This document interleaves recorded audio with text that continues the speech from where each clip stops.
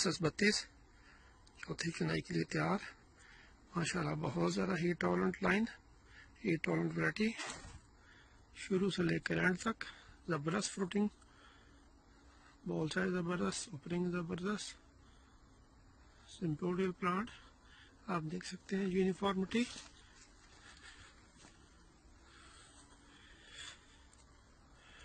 हम कह सकते हैं कि बहुत अरसे के बाद एक ऐसी वैरायटी हमारे सामने आई है जिससे हमारा फार्मर, हमारा किसान अपने एक अच्छे टारगेट सेट करने के बाद 50 से 55 मन टारगेट सेट करने के बाद उसको अचीव करने के बारे में सोच सकता है।